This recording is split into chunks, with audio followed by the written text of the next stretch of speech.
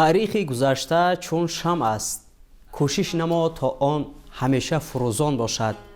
درود بینندگان عزیز، سلسله برنامه گلچین از تاریخ تاجیکان است. منظور شما ناگفته نماند که برنامه مذکور از روی شاه اثر تاجیکان اکادمیک باباجان غفوروف تهیه می گردد. امروز در برنامه دکتر علم‌های تاریخ استاد سیف الله ملاجان شرکت دارند. چون ما در برنامه‌های قبلی اطراف باب و زیرباب‌های کتاب تاجیکان استاد باباجان غفوروف با دایره وسیع عالمان محققان اندیشه‌رانی کرده بودیم و فصل به فصل برنامه ما ادامه دارد و ثبت می شود، پیشکش بینندگان می گردد. امروزه موضوع ما سلطنت ساسانیان است. پیروان همین سلطنت چند سخن ابراز نظر می کرده. ساسانیان در تاریخ عصر میانگی مردم ایرانی تبار جایگاه مخصوص دارند. نه سلسله های قبل از ساسانی هیچ کدامش به عظمت و جایگاه این قدرت نرسیدند.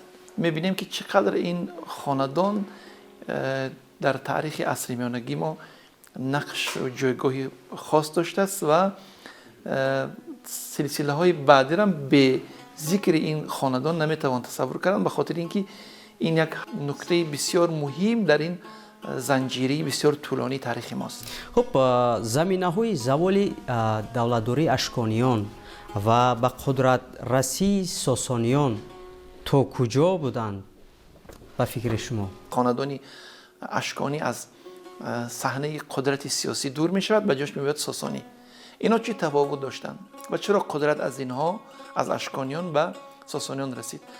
اشکانیان که از خاندانی اشک میگویند و دولتشون با نام پارت هم ذکر میکنند، به خاطر اینکه اینها در قسمت خراسان، گیرکانیا و پارت و خراسان یک منطقه بود که قسمت شرقی ایران، غربی افغانستان و جنوبی ترکمنستان امروزه یک ولایت بسیار عظیم بود.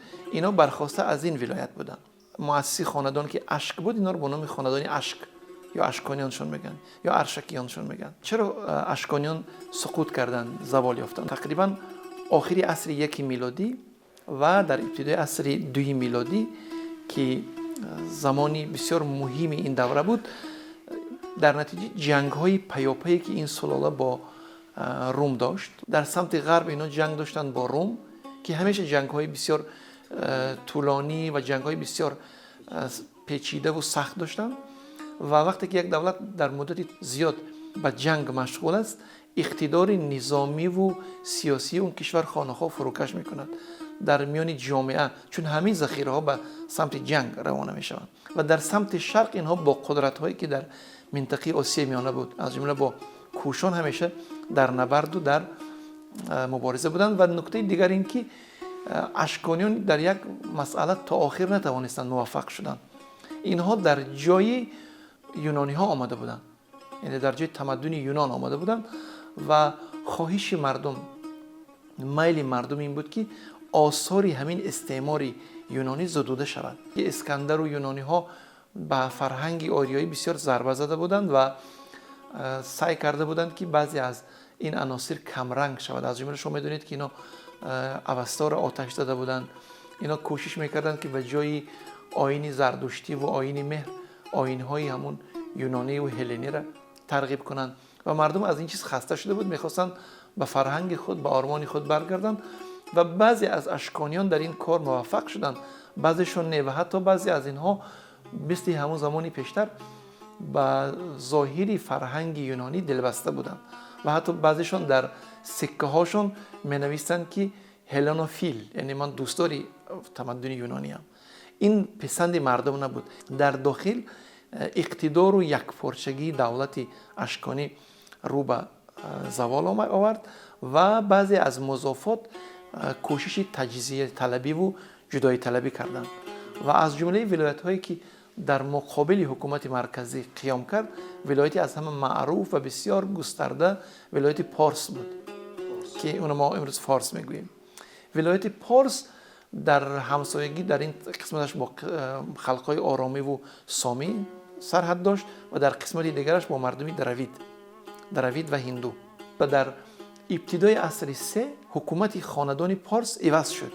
از گوچر حکومت رسید به دست پاپک یا اون همون بابک پسری پاپک اردشیر که نبیری ساسان بود، اینها در قدرت قوی شدند و حکومت به دست گرفتند. شروع کردند به تسخیر ولایت‌های نزدیک. اول ولایت کرمان ضبط کردند، با فارس ملحق کردند، بعد این طرف همدان تا خلیج فارس و همین طرف وقتی که اینا قدرت گرفتن، حکومت اشکانی تجهیز کرد لشکرش به جنگ فرستاد و در جنگی که در رویارویی بسیار شدیدی که واپسین نماینده این سلاله اردوان داشت، در جنگ با اردشیری که هم جوان بود هم یک روحی خونی تازه آمده بود، با اون دولتی که فرتوت شده بود به هم مبارزه کردند و در جنگ پیروز شدن ساسانیان. برای چی خاندان ساسان پیروز شد؟ به خاطر اینکه در پس اینها بسیار قدرت مهمی هم مردمی می ایستاد و هم از نگاه اندیشه اینها اندیشه نو داشتند. و حتی در زمان اولی ساسانیان ما می‌بینیم که اینا آمدن تعجب کردند که چطور اشکانیان 400 سال بیش از 400 سال بر ایران حکومت کردند ولی نتوانستند پیروز شوند بر اون آثار یونانی. تکیه بر مردم بود، تکیه بر فرهنگ خود بود. به این خاطر این عوامل دست به دست هم دادند و در پیروزی ساسانیان نقش گذاشتند. ساسانیان چه قدرت داشتند؟ یعنی تفاوت قدرت ساسانیان از دیگر قدرت‌ها در چی بود و سیاست خارجیشون چگونه بود؟ ساسانیان یک امتیاز یا یک تفاوتی بسیار جدی داشتند با حکومت‌های پیش از خودشان و اولین امتیازشان این بود که در بست و نظم و سامان دادن دولت موفق‌تر از همه سلاله‌های قبلی بودند. یعنی اگر ما حتی هخامنشی‌ها را ببینیم، اگر اونها اقتدار دولتشون و گستره و اون مرز و عرضشون خیلی طولانی بود، اما همین قلمرو اونها نتونستن متمرکز کنند. ساسانیان در امر متمرکز کردن و در یک قدرت نگاه داشتن و به اطاعت آوردن همین ولایت ها بسیار موفق بودند. یگانگی کشور اینا توانستن تامین کردن. این بسیار چیزی مهم بود. دوم اینکه در این زمان اقتدار کشاورزی ایران و اون قسمت های از آسیای میانه که در اختیار ساسانیان بودن بسیار خوب می شود و ساسانیان با سیاست داخلی که داشتن، هیچ ولایت، هیچ ناحیه در زمان ساسانیان ما نمیبینیم که ادعا کرده باشد که من میخوام از حکومت مرکزی یا که از قدرت عمومی سر پیچم و جدا شم. یعنی در این امر بسیار موفقانه اینا کار کردن.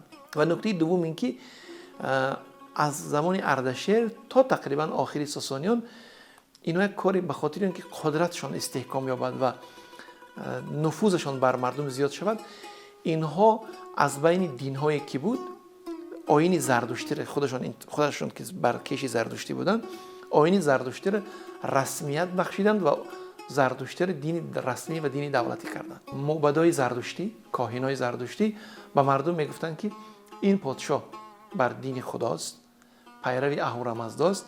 هر کس در مقابل این قیام میکند، اسیان میکند، اون اسیانگر است، عاصی است، گناهکار است. یعنی در مقابل شاه گپ زدن اینها همچون یک گناه میفهموندند. به این خاطر این به سود اینها بود که مردم از ساسانیان و از حکومتشان بیچون و چرا اطاعت میکرد و هیچ چیز در مقابل اینها نمیگفت. فردوسی همین واقعیت بیان کرده، میگفت که از زبان اردشیر که چنین دان که شاهی و پیغمبری دو گوهر بود در یک انگشتری.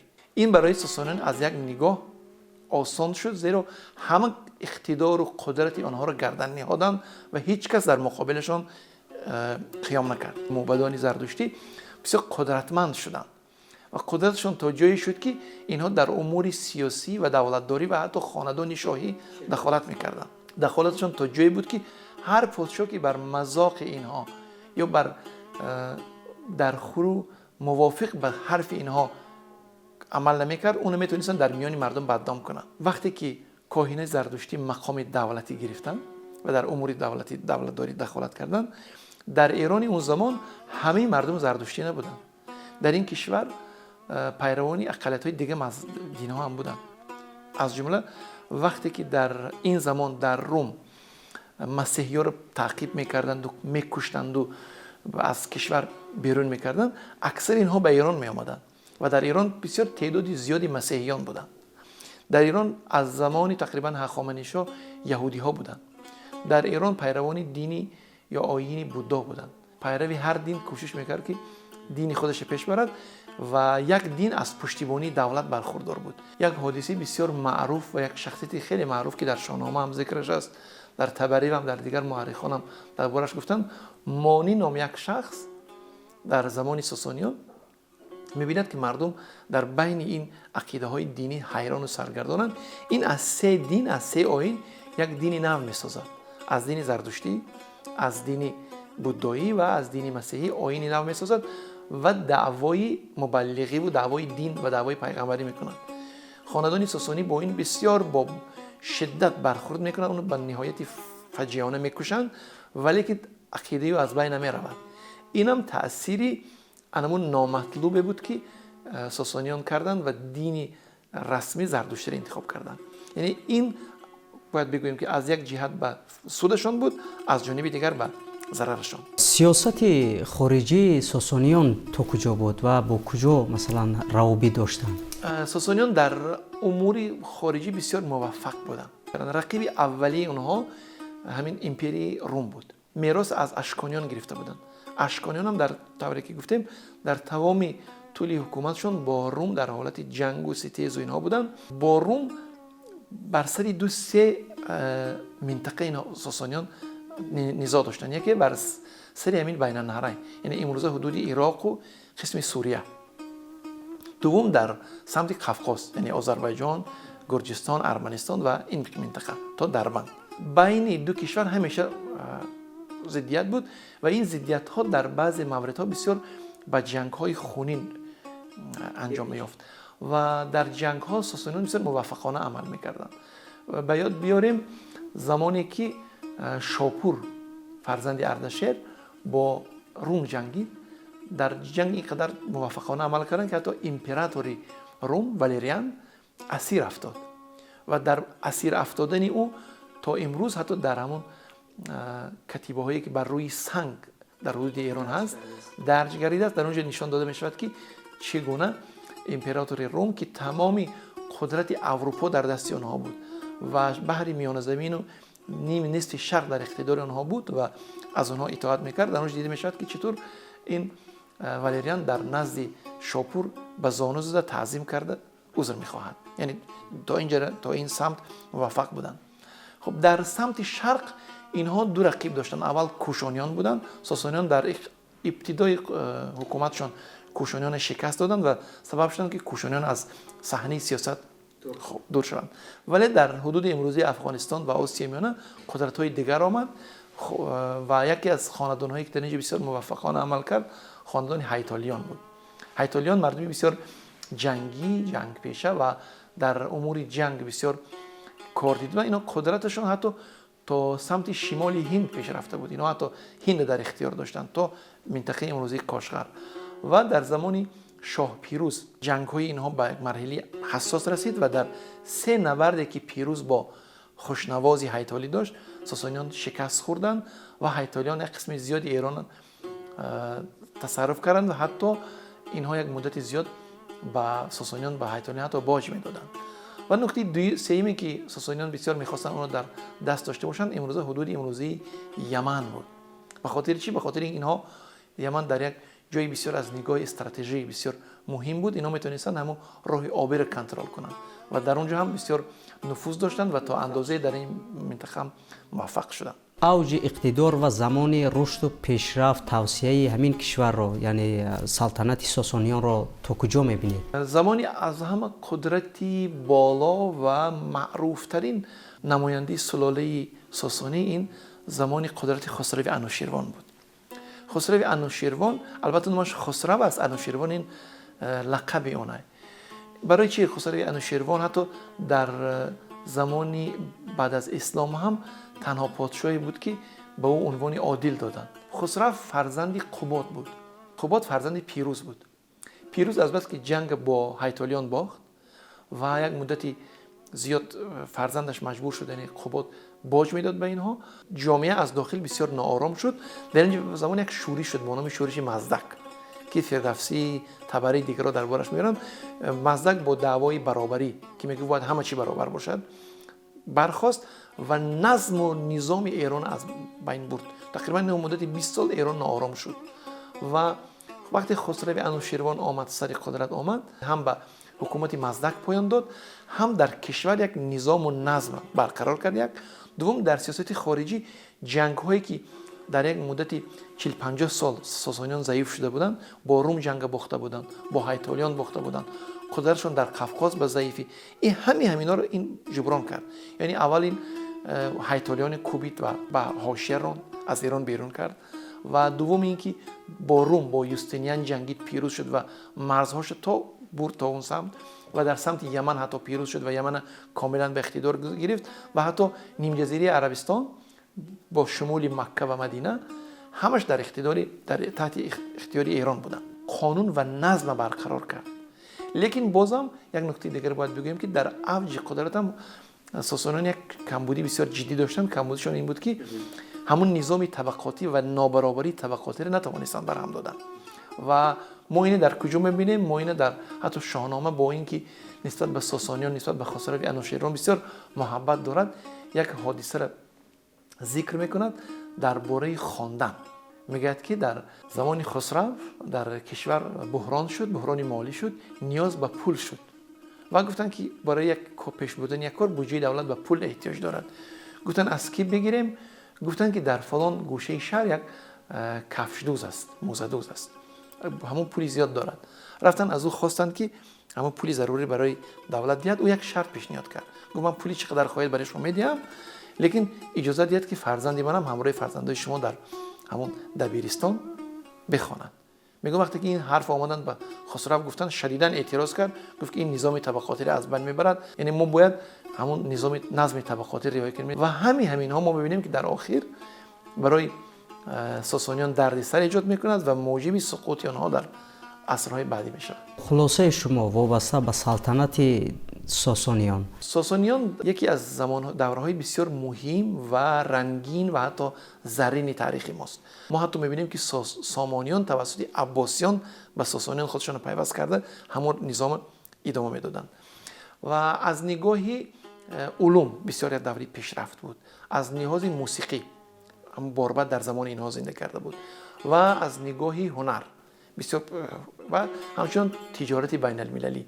راهی بزرگ ابریشم از قلمروی ساسانیان میگذشت و ساسانیان از این بسیار یک سود زیاد میبردند و در تجارت جهانی بسیار نقش مؤثر داشتند. یک نکته دیگر این که بعض وقت در داخل دربار جنگ‌های درباری و داخلی خود خاندان حکومتگر سبب میشود که اقتدار دولت ضعیف شوند و ما اینو میبینیم در زمان خسرو پرویز و فرزندش شیرویه که هم پدر میکشد هم بسیار برادراش به قتل میرساند به خاطر اینکه تاج و تخت نگاه دارد و این در زمانی بود که در نیم جزیره عربستان اسلام آمده بود و یک قدرت نوی دیگر به عرصه سیاست آمده بود و ما میبینیم که یک قدرت بسیار 400 ساله، یک قدرت بسیار از نگاه نظامی و از نگاه جغرافی بزرگ در برابر یک مردمی از بیابان آمده نمیتواند ایستاد شود. چرا؟ به خاطر اینکه همون نظم داخلی از بین رفته بود. یعنی پایگاهی مردمی حکومت ضعیف شد و این به سقوط این حکومت آورده رساند. تشکر، بسیار سپاس به شما برای چنین یک معلومات صحیح و دقیق نظرانه وابسته به سلطنت ساسانیان. امیدوارم که بینندگان عزیز معرفت پرور شبکه فرهنگی فراغتی تلویزیون سفینه از شاه اثر بابا جان غفورов تاجیکان حتما که معلومات صحیح وابسته به موضوع سلطنت ساسانیان خواهند گرفت و ما در برنامه‌های من بعد باز با دایره وسیع تاریخ نگاران، محققان، پژوهندگان وطنی و رشته فن‌های تاریخ اطراف همین آثار گرانبها معلومات بیشتر خواهیم داد. این بود بینندگان عزیز سلسله برنامه گلچین از تاریخ تاجیکان با اشتراک دکتر فن‌های تاریخ استاد سیفالله ملاجان.